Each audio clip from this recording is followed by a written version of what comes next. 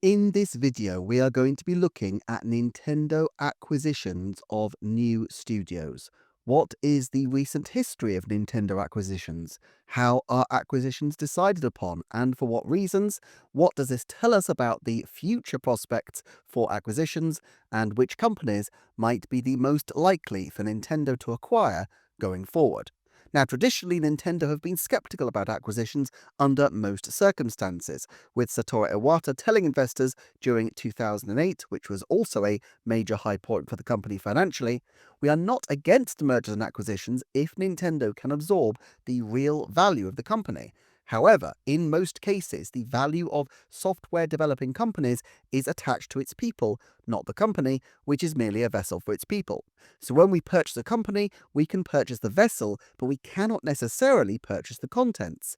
Even if we should compete with others to purchase a software company, although we might be able to increase the sheer number of our developers and to gain a short-term result, we do not think it will do us good in the long run. We have been repeatedly saying that we will not do that kind of merger and acquisition." Still, what was true 2 decades ago may not still be the case any longer, so let's investigate. A comment in Nintendo President Shuntaro Furukawa's recent presentation to investors has put acquisitions on people's radar. This was during a part of the presentation where he referred to the purposes for Nintendo holding lots of cash on hand, one of which was given as acquiring new subsidiary studios. Now, as I mentioned during my deep dive video on the presentation, this shouldn't be misinterpreted as evidence of an imminent plan from Nintendo to absorb studios, because the context makes clear that these are retrospective examples used as part of a broader illustration of the kind of initiatives the cash could be used for.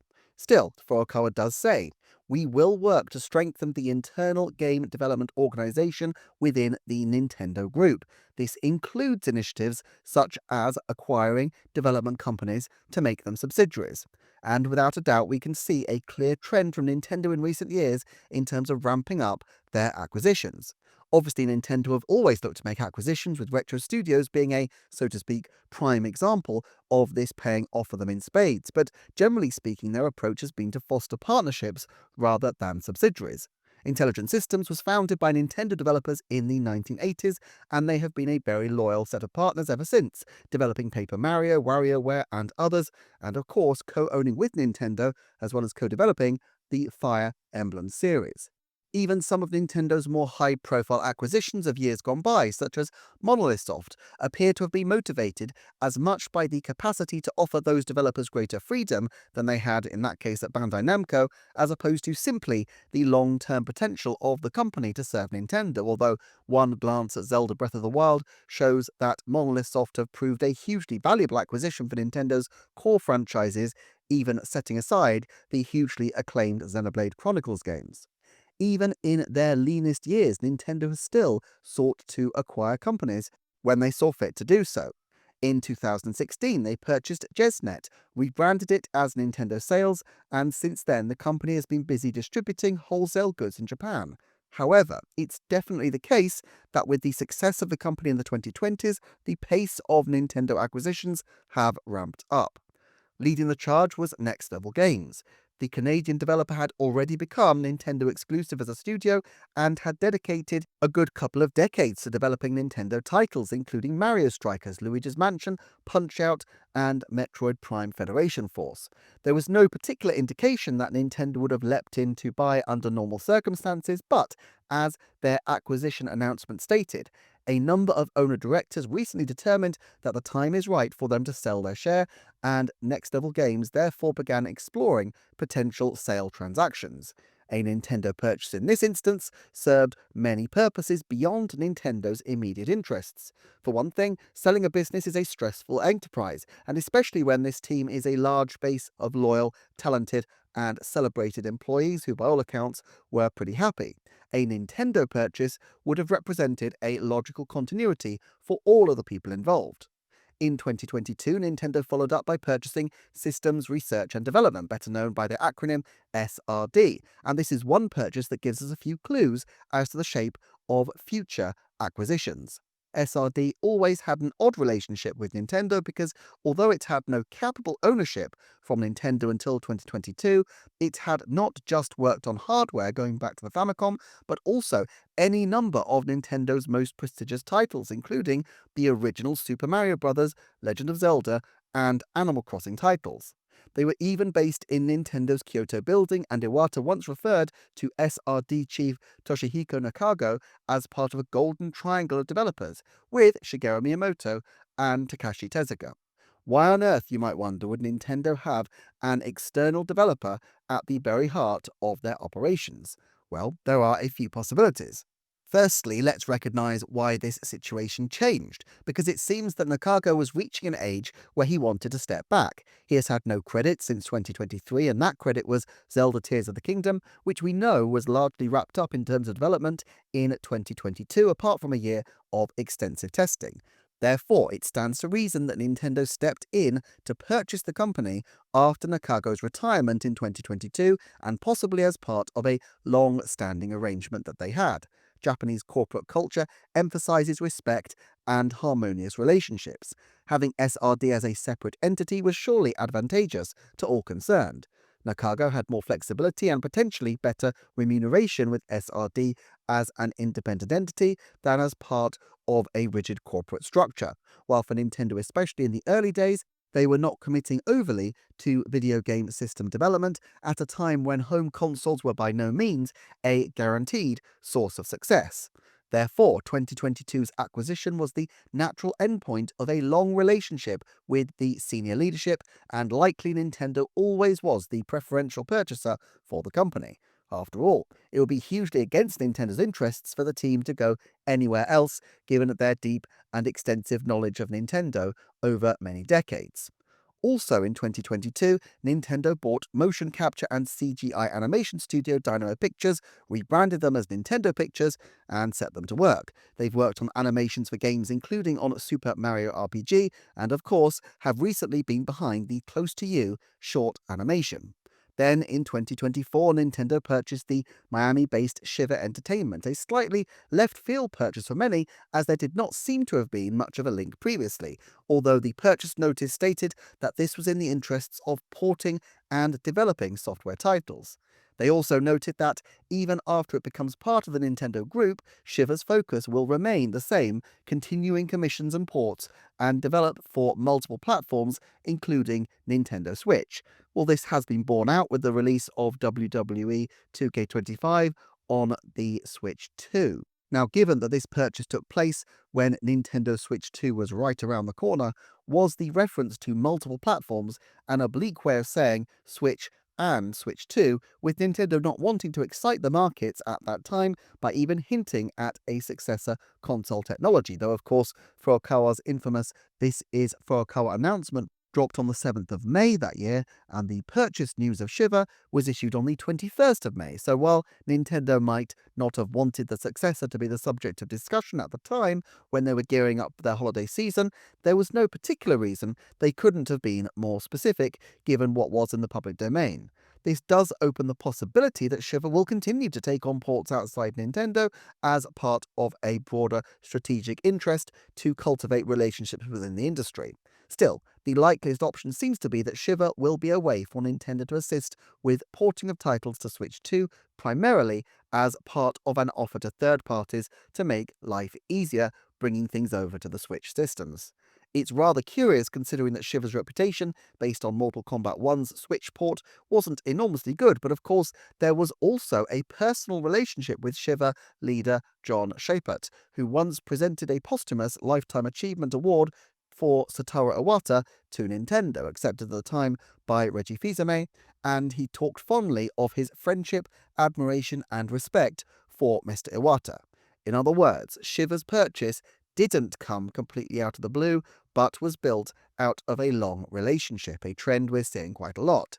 Then, over the last couple of years, we have also seen them subtly increase their ownership in Mario Party and Clubhouse Games developer ND Cube, which, in recognition of now being a fully owned subsidiary, rebranded to Nintendo Cube, as well, of course, as MonolithSoft, with the final 4% ownership stake in the company being bought out late in 2024.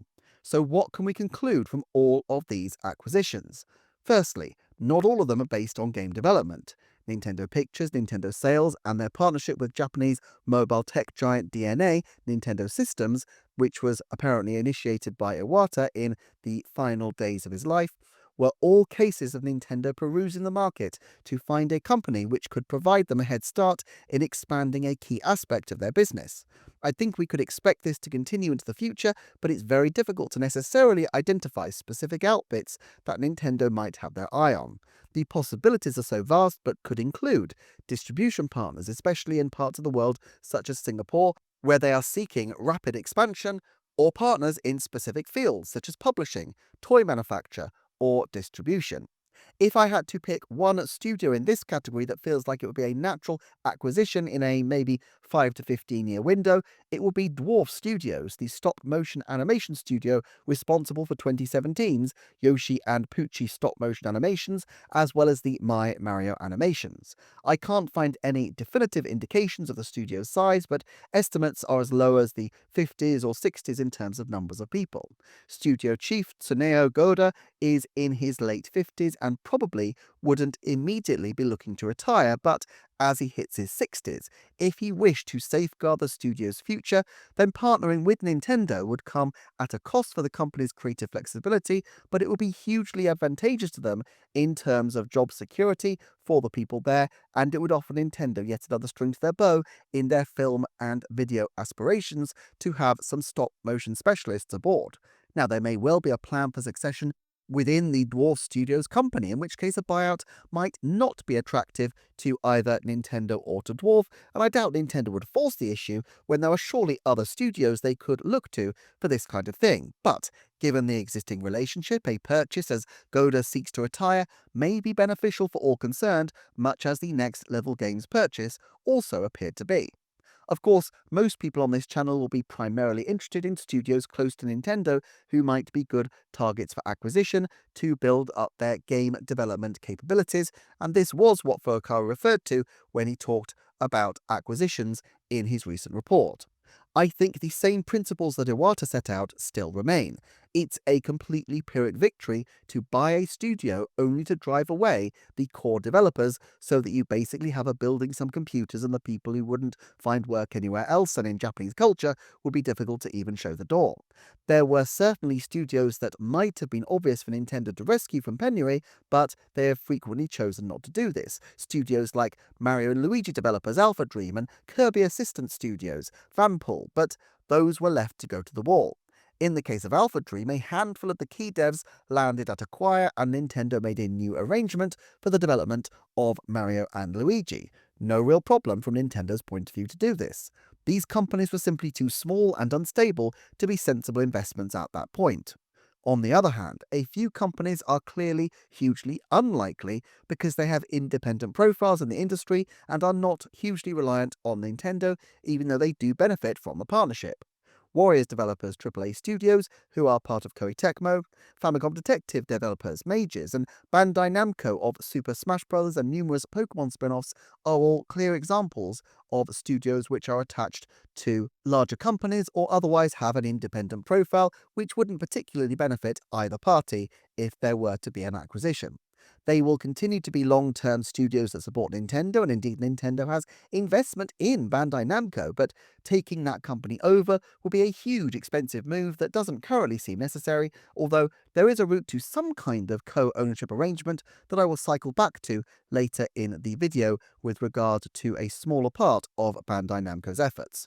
Pikmin collaborators Aiting and occasional Pokemon collaborators Spike Chunsoft both also seem unlikely given their huge size and the fact that they are owned by larger organizations, while new Mario and Luigi developers Acquire have also been, well, acquired in 2024, making the possibility all the less that Nintendo might go in for them.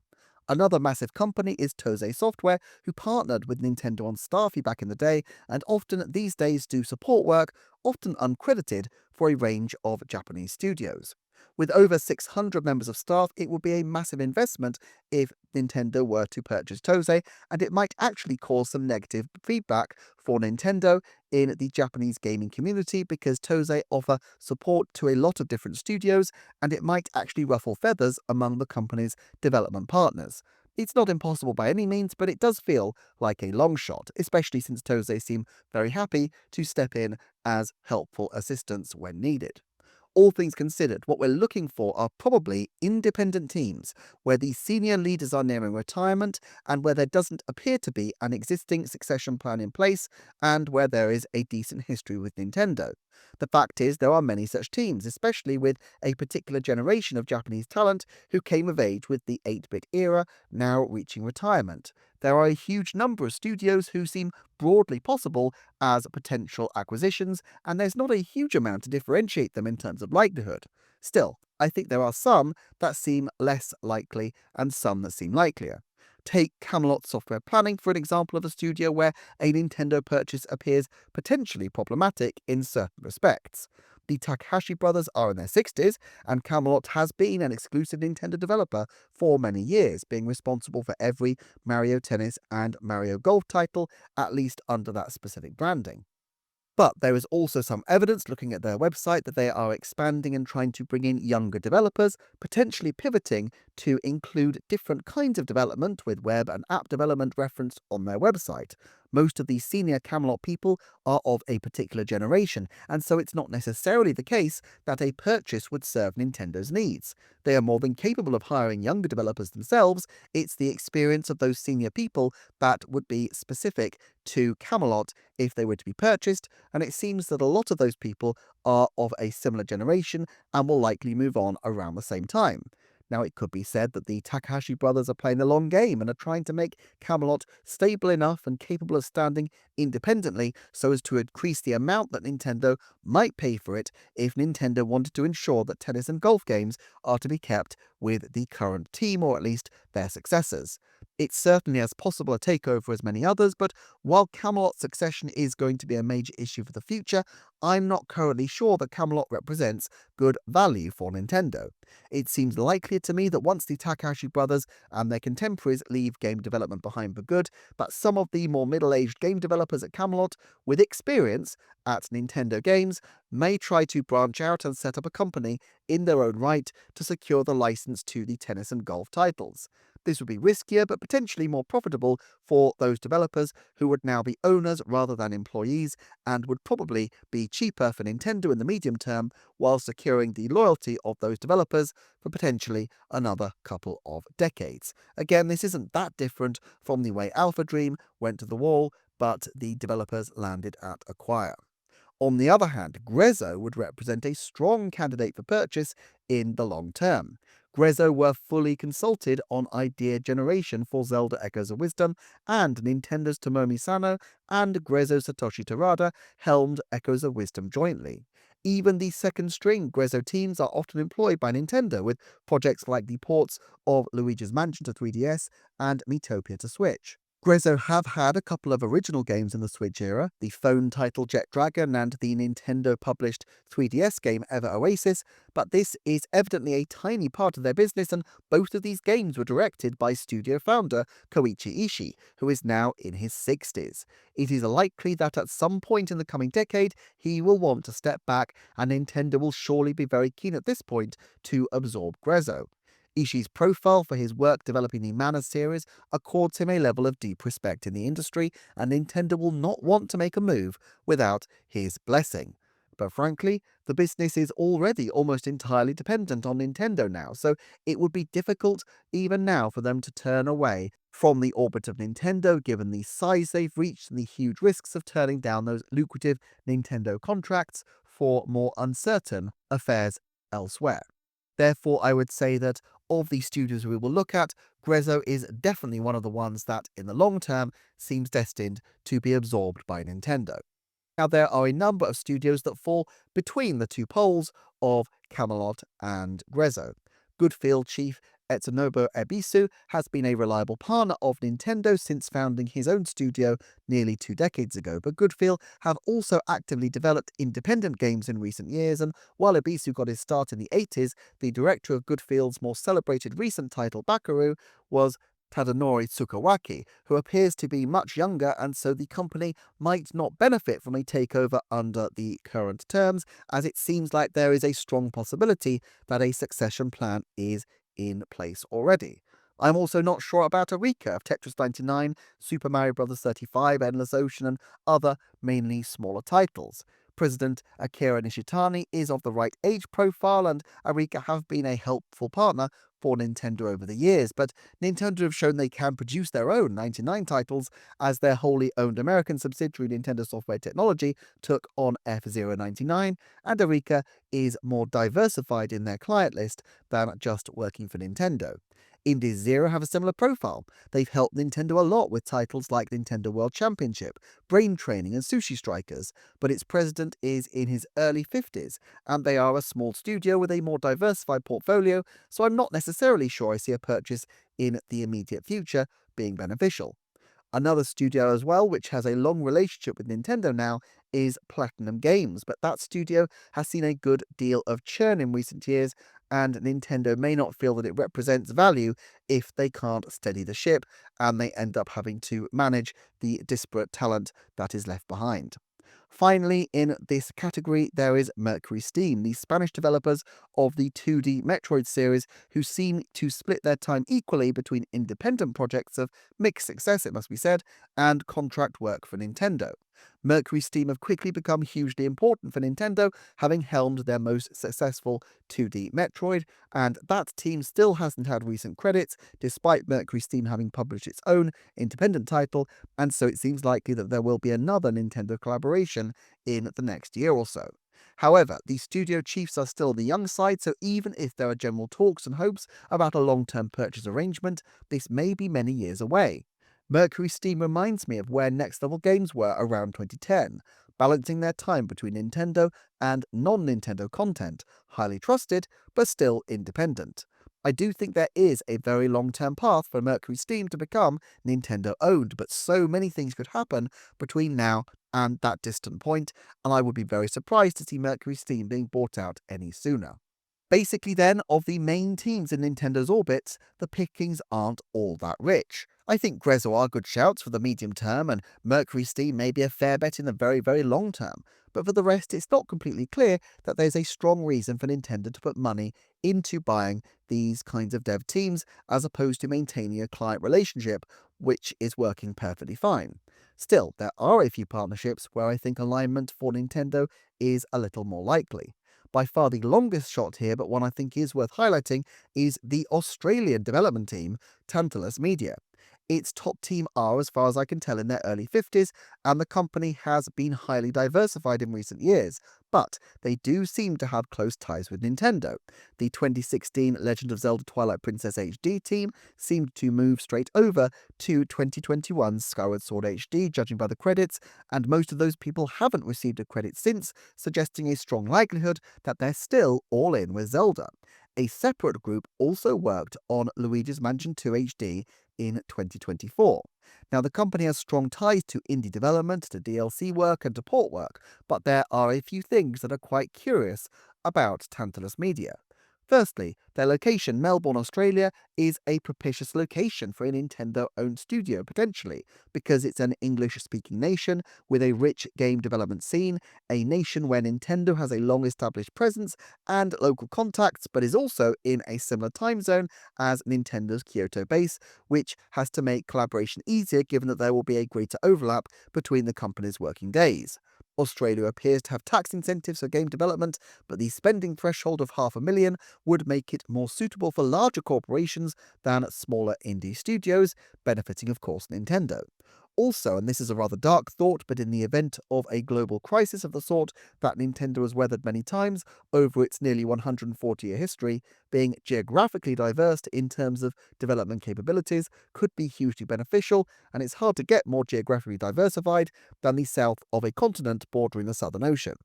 Why Tantalus Media specifically, though?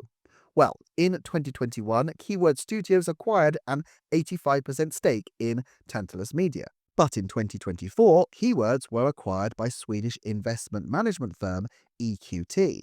Inherent in the investment management business is that these investments eventually produce a return on that investment, and selling Tantalus to a ready buyer might be one way to provide a return on capital. Now, they will also want a decent price, and Nintendo may be unwilling to swallow that price, but I do think Tantalus would have benefits to Nintendo in a similar manner to Shiba. It could be a great way to offer support to indie developers to take their games to the next level on Nintendo systems, while also offering support for ports and first-party Nintendo development. Tantalus in the past has had other Australian bases, but the current website only seems to refer to Melbourne, and the history of the company is that they have been very receptive to sales and buyouts. Now, I don't think any of these buyouts are objectively likely, but I suspect that when people are thinking of potential Nintendo acquisitions, Tantalus is not one that readily comes to mind, and so the odds are probably higher than most would consider, even if they're low in absolute terms. Then, of course, there's I Love Computer Art, or ILCA, the roughly 400-strong development studio who recently partnered with the Pokemon Company to found a company called the Pokemon Works. Although they have done a lot of support work for Bandai Namco and also formed a studio called Bandai Namco Aces with them, it stands to reason that they would want to keep good relationships going with a major publisher like Nintendo.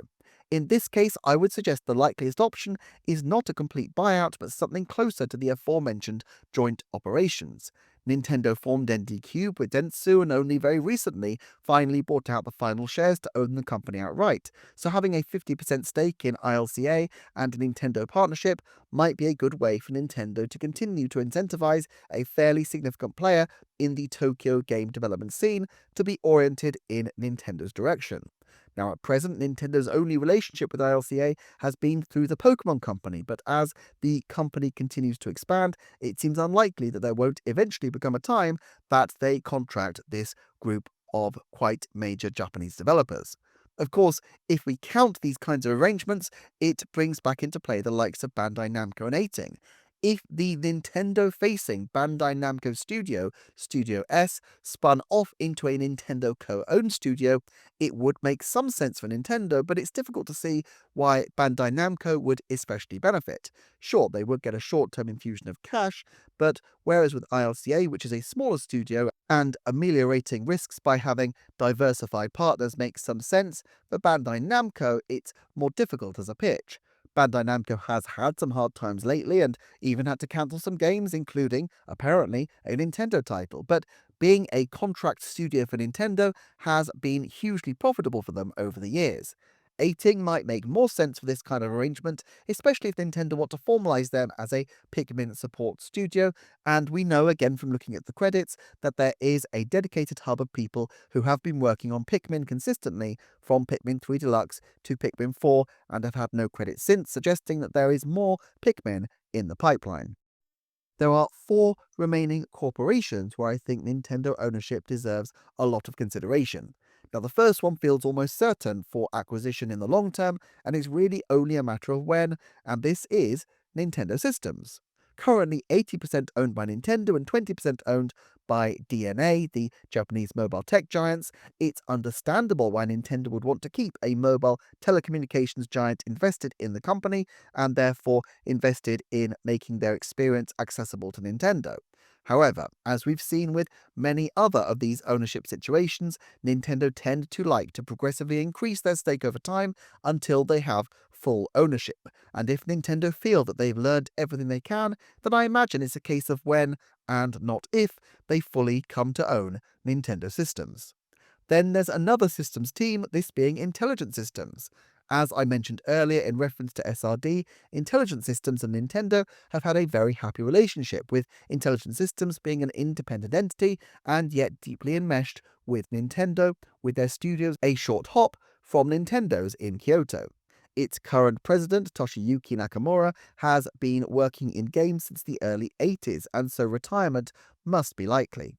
It's been well over a decade since they produced anything that wasn't linked to Nintendo, and their history is deeply integrated with Nintendo's. Under any normal circumstances, they will be an obvious purchase in the manner of SRD. However, in the era of Nintendo focusing on intellectual property, there's an even more critical reason for Nintendo to acquire Intelligent Systems, and that is Fire Emblem. Huge in Japan and increasingly high profile even in the West, this is usually not one of the 9 IPs Nintendo tout on their major announcements, and in some respects, it's more problematic as an IP given the lack of a single identifiable character that ties together the whole universe and can shift merchandise. Nevertheless, with the huge success of Fire Emblem Heroes on the mobile scene, it's clear that there's more that Nintendo could do with this property, and if they're going to take it to the next level, then it would seem counterproductive to do so without full ownership, especially if leadership of the company transitions to a younger generation. Intelligent Systems independence has worked out very well for both parties over the years, but once the key people who founded the company leave, it's likely that matters will be very different. A similar but slightly more complicated relationship exists with HAL Laboratory. HAL are also part owners of a massive Nintendo franchise, specifically Kirby, which actually is one of the 9 Nintendo franchises that Nintendo tout, and one that they have put a significant amount of resources behind pushing in recent years. The history between HAL and Nintendo is complicated, with, of course, luminaries such as Satoru Iwata and Masahiro Sakurai having once been a part of HAL. More recently, Nintendo bought out HAL's joint ownership of Kirby merchandising team and film team Warp Stars and refashioned it into Nintendo Stars, aiming to do a similar thing for the rest of their IPs that Warp Star had previously done for Kirby, making it a very successful merchandising business. At the time of the sale, I noted that this left HAL in an interesting position. On the one hand, it was a significant investment of cash for the company. This might be useful as the company appears to have transitioned leadership from the early days of the company, suggesting that it will remain an independent entity for at least the medium term. On the other hand, it's been a long time since they'd even tried to make anything independent of Nintendo's orbit, and while the founders of HAL might not be involved day to day, they will likely be financially interested in the company still, including potentially in any sale. Also, logistically, HAL is hugely reliant on the Kirby franchise, and while Nintendo is not in the business of hostile takeovers, I'm sure they would use their sharpest elbows to keep Kirby's top developers in the tent if there was a risk of HAL splitting their attention too much. Joint ownership was fine when Nintendo were operating within Japan primarily, and the leaders of the company were on extremely close terms, and it was probably advantageous to Nintendo when times were tough that HAL was completely separate. But now it has the capital to purchase HAL, all the reason in the world to do it, and functionally it wouldn't really affect most of HAL's employees who are working closely with Nintendo anyway. It's just a matter of how HAL's leaders are remunerated. It's not impossible that HAL could remain independent for a good while yet, but it's also not difficult to imagine that at some point in the next decade or so, and perhaps rather sooner, Nintendo will make their move. I'll link the full Nintendo Stars video at the end if you'd like to see a deeper dive into the whys and wherefores of Nintendo's potential ownership of HAL. However, this just leaves one remaining company that Nintendo might seriously consider trying to purchase, but it is a huge one: the Pokemon Company. Now, of course, Nintendo already own a third of that company outright, so this wouldn't necessarily be an outright purchase, but could take the form of either increasing their percentage or acquiring, in whole or in part, one of the other 2 owners of Pokemon, probably Creatures Inc., where it was once speculated that Nintendo already owned at least a 10% share. There's so much to unpack here, and given the profitability of Pokemon, rocking the boat would be a very high stakes move from Nintendo, but that's not to say there aren't circumstances where a change to the Pokemon Company's ownership situation could take place. All things considered though, there's so much to unpack that I think this one deserves a dedicated video on another day. So with all this in mind, what are the conclusions? First of all, I don't believe that Nintendo actually is in a rush to make any kind of acquisition themselves, but I do think they will continue to make acquisitions at a fairly steady pace. Many of these may well be in areas outside of their normal areas of competence, rather than in the field of video games, as has been the situation in recent years with Nintendo Pictures, Nintendo Sales, and Nintendo Systems. With regard to development specifically, no individual company is especially likely to be bought out in any given year. The remaining 20% stake in Nintendo Systems seems like it fits Nintendo's current MO, while Intelligent Systems and Grezzo both seem like cases of when, not if. HAL is slightly trickier, but it is still difficult for me to imagine that they won't eventually become part of Nintendo. A new studio partnering with a developer like ILCA or 18 also seem possible. There are longer shots like Tantalus, Goodfeel, and others as well. On this channel, I usually like to express my level of certainty in a percentage, not because there's some deep-cut algorithm that informs the specific number, but just as a way to quantify my certainty so that I can look back to see how accurate my judgments were and calibrate accordingly into the future. However, that's very difficult when you're talking about such long-term bets as these. I think it's very likely that at least two of the companies I discussed may be absorbed by Nintendo in a 20 or 30-year window, but that's not really of any use for accountability purposes. However, let's go with this for now. I think it's 50% likely that Nintendo will either acquire a new company or acquire a larger stake in an existing company during 2026. It doesn't happen every year, and they kind of exhausted the lowest hanging fruit, but it's been a fairly common occurrence recently, and while they have a decent amount of funds from Switch 2, I think they will want to make hay while the sun is shining. I also think there's a 30% chance that they will acquire some stake in Grezzo by the end of 2030, which is as far as I'm happy to forecast at this point. I further think there's a 50% chance that they acquire some element of ownership in Intelligent Systems, again by the end of 2030. As for how, well, I'd refer you to the deep dive video on that for more granularity, and that's popping onto the screen at the moment. The Patreon link is also right below, but thanks so much for watching, and I shall see you next time for another Nintendo Forecast.